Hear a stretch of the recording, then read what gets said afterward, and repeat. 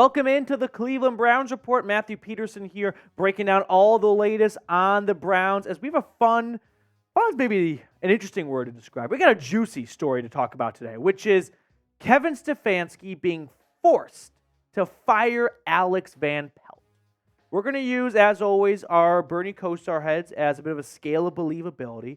And for this rumor that was tossed out there by Albert Breer on a Patriots Boston sports talk radio show, I'm going to give it one Bernie head. If it came from just two local sports talk radio guys in Boston, I would give it fake news, 0 Bernie heads. But I do believe that Albert Breer has a lot of credibility, so I'm willing to play ball on what he said. So let's listen to, or run the clip, I beg your pardon, look at the clip of what Albert Breer had to say. The reason he was let go in Cleveland was because ownership and Paul DePodesta, not Kevin Stefanski, ownership and Paul DePodesta were frustrated with the progress Deshaun Watson had made. Now, when I first heard that from Albert Breer, my initial reaction was, this is not the first time we have heard that people above Kevin Stefanski are pulling the strings. And he's kind of like the Aaron Boone of the Yankees, where Paul DePodesta and the analytics team are running the show, and they are telling Kevin Stefanski, based on the numbers, this is what you do. Not too long ago, we had an NFL survey come out where the Browns were voted the team that leaned and relied on analytics the most. So when I first heard that, I didn't just throw the BS flag, because I did think I could live in a world where Kevin Stefanski may not be calling all the shots, because there have been some rumors about that before. But what I didn't really get is that the stories weren't really lining up, because Alex Van Pelt was fired, but it wasn't as a cut and dry as Albert Breer made it sound. I remember when Jake Trotter tweeted out, to clarify further on the Alex Van Pelt situation, per multiple team sources, the Browns discussed a reassignment of roles with AVP on the coaching staff, but ultimately the two sides opted to part ways. Now, the way Breer framed this when talking on sports talk radio in Boston, he didn't say that there was a discussion about AVP having a different role. Oh, he kind of went after it like AVP was fired, right? Jimmy Haslam kicked down AVP's door and said, get the fuck out. But that's not really what happened. So now we're kind of getting two different stories here. And now I'm starting to believe, well, this is probably more of the Browns telling the truth than Albert Breer, who's from Massachusetts, who's a Patriots fan, who's worked in Boston media. Maybe he wants to just kind of boost this AVP hire a little bit to Pats fans. Let's read more about what Breer said. Other people on that staff, not so much Kevin, but the people below him, were floored when they fired him for 2 reasons. Number one, how do you fire the offensive coordinator after you just won 11 games with 4 different quarterbacks, with your 4th and 5th tackles without Nick Chubb? I'm going to pause you right there, Albert. I'm going to cut you off and say, are we really crowning the Cleveland Browns' success because of Alex Van Pelt? No, the Browns moved on from AVP because of Deshaun Watson's progress. If I showed you guys Deshaun Watson's stats after 2 seasons in Cleveland, the day he got traded from Houston, would anyone look at these numbers and think the Browns are in a great spot right now with Watson?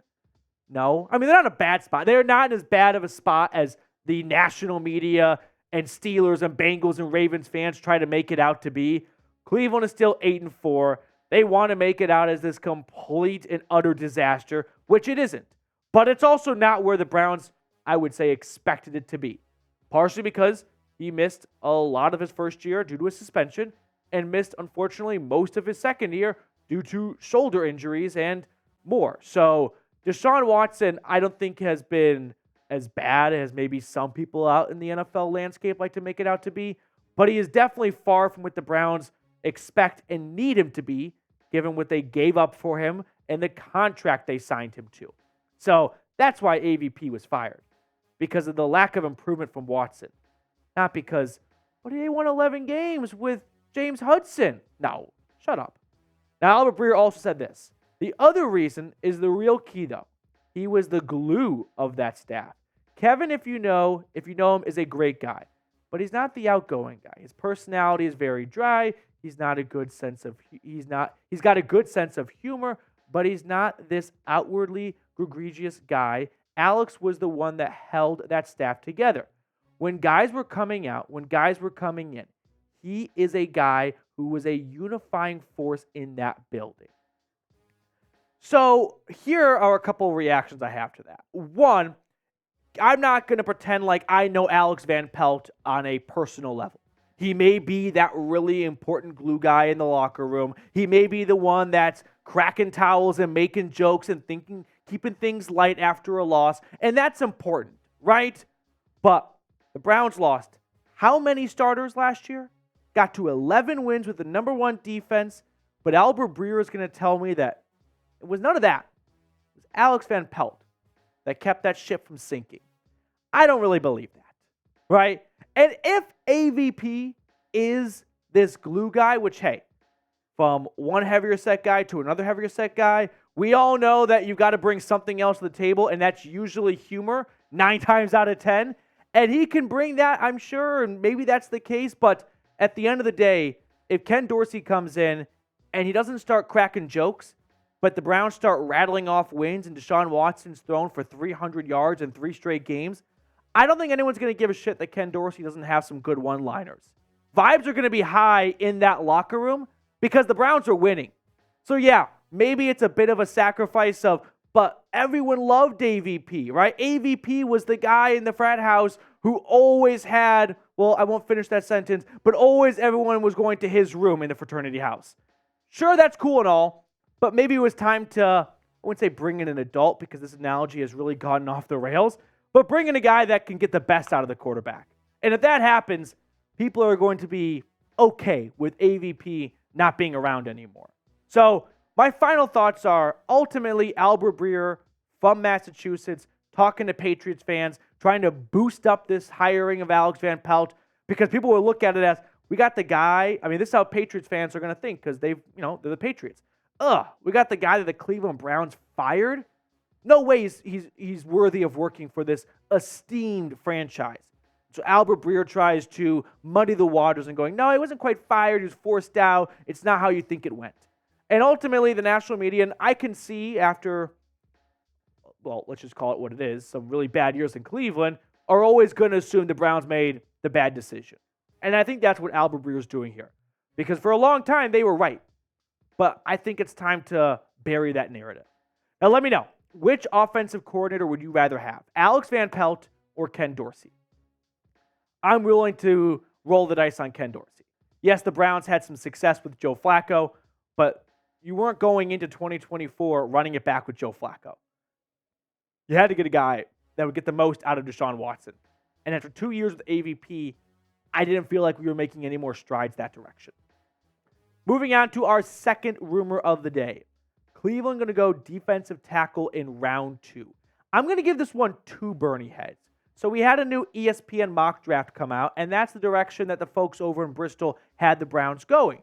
And so we're going to look at that mock draft in just a moment. But first, I do have to tell you guys about our awesome sponsor today, which is Game Time. So if you're unfamiliar with the big game going on in Las Vegas this upcoming weekend and you want to go to it, if you download Game Time and use code Vegas100, you're going to get $100 off your ticket. Now, I'm not going to stand here and pretend like $100 off a ticket for the big game is going to make or break your piggy bank, but it could cover your parking or maybe your concession stand runs or stuff like that. So if you're planning on going anyways, why not save $100? Would you rather have $100 or not have $100?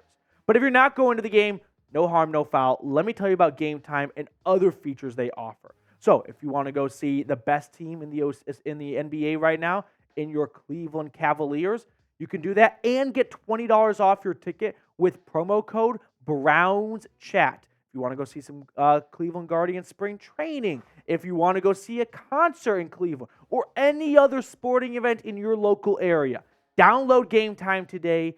Get $20 off when you use promo code BROWNSCHAT.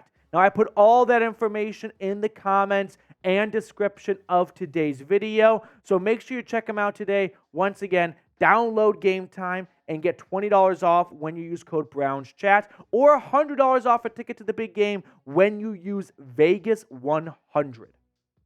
Let's get back to the ESPN mock draft, where with the 54th overall pick in the draft, the Cleveland Browns select T'Vondre Sweat, defensive lineman out of Texas. So let's get to know Mr. Sweat a little bit. He's 6'4", 362 pounds. I can probably shut up right now, and you have a pretty good idea as to what kind of player Sweat is. He's a human tree stump.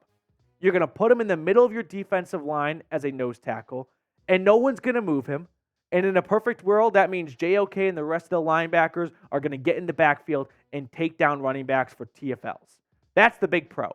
The con, you're not going to get a high probability of him bringing a true pass rush to the NFL, which I understand that not every defensive tackle is made out to be a quarterback pass rusher, but in 2024, every team is looking to get after the quarterback. And if you can't bring that skill set, some teams might look a different way and just go, you know what?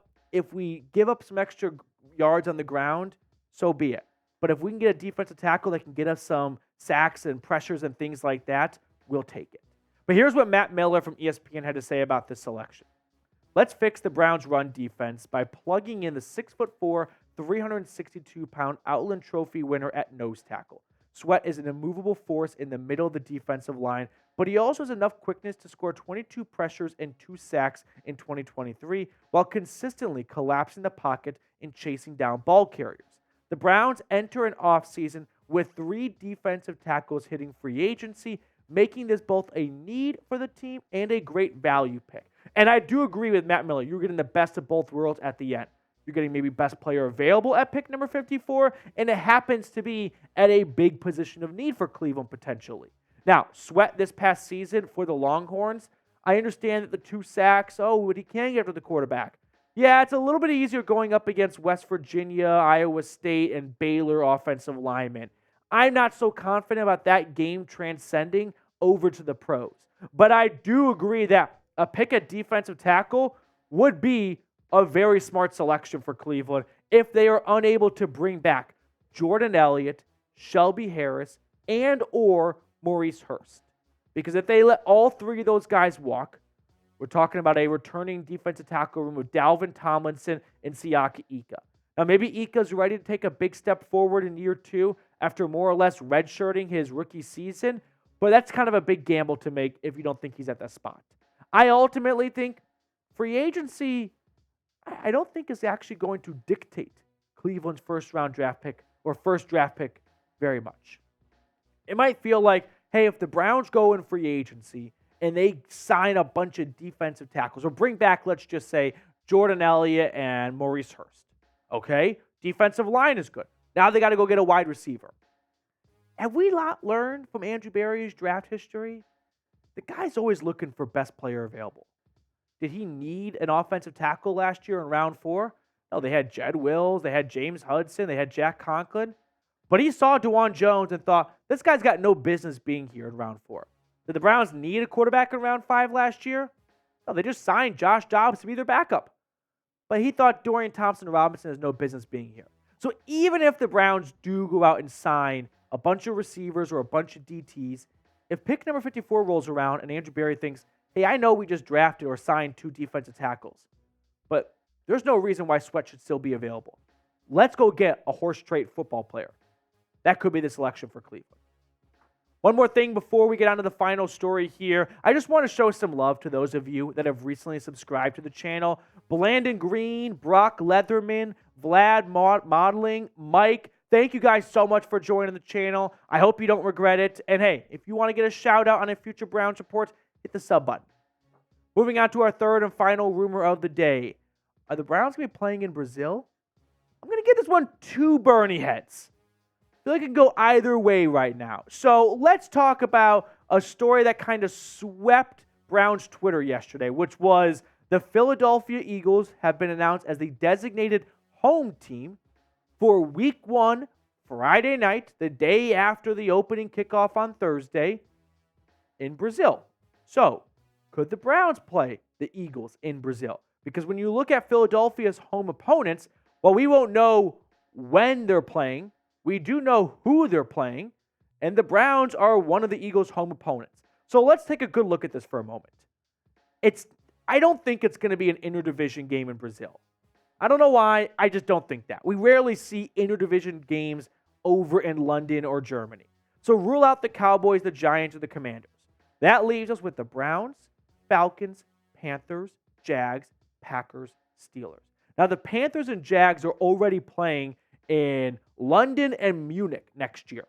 I doubt they do 2 foreign games. So rule them out. So now we're down to the Browns, Falcons, Packers, or Steelers. In some ways, it's a 25% chance, right? And at this point, we kind of hit a bit of a roadblock in terms of which one of these 4 teams would be most likely to go. I have some issues with the belief of the Browns being one of those 4 teams remaining because if you guys remember, what's going on at Cleveland Browns Stadium the Friday before Week 2? Billy Joel and Rod Stewart are doing a concert. My guess is the Browns aren't going to be home in Week 2. There's a concert on that Friday.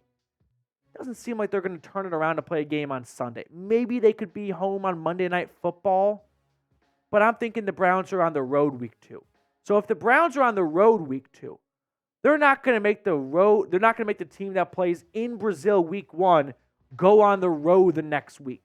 That just seems way too cruel. Even the NFL wouldn't do that. So because the Browns seem like they are pigeonholed to being on the road in Week 2, well, they got to be at home in Week 1, which means they can't play in Brazil. It would be super cool, I think. I don't really know how to feel if the Browns played on a Friday. Like, that'd be just kind of a strange day to take football in. I had to predict, I'd go with the Packers going to the Eagles or going to Brazil to play the Eagles, right? The other teams where you had the Steelers, the Browns, the Packers, and the Falcons. I don't know why, but I don't think they're going to send Atlanta down there. They don't really have a whole lot of, well, maybe if they trade for Justin Fields or some star QB or draft a star QB or something like that, some more attention gets put on them. But for now, they were one of 2 teams that did not play a single primetime game last year. Are they going to give them the second primetime game this year? I don't think so. If you rule out the Browns, you rule out the Falcons, that leaves with the Packers and the Steelers. I don't know why, but I just think they're going to put the Packers. So that is my prediction for what that Brazil game is going to be. But let me know, do you want the Browns to go down and play in Brazil? It's very taxing. There are actually way more moving pieces than you might realize to a team playing abroad. Like the amount of, the nutrition element, putting everything on a boat and shipping it across the Atlantic or down the Atlantic in this case, all that is done months in advance. It's a huge ordeal when teams go to London. They don't just get on the plane. So I don't know how I feel about the Browns having to go through all that legwork just for Week 1. Okay, this has been a super long video, I feel like, so let's make this nice and quick. Indiana Jones style. Trace, what do you want to go with? I'm going 3 of hearts. 3 of hearts? I'm going to go 9 of diamonds. Nope, we suck. Jack of clubs. Okay, that's going to do it for us on today's show. Thank you for sticking around for a longer episode. We will sign off, and we will catch up with you guys later on. If you have not subscribed, one last reminder to go ahead and do so.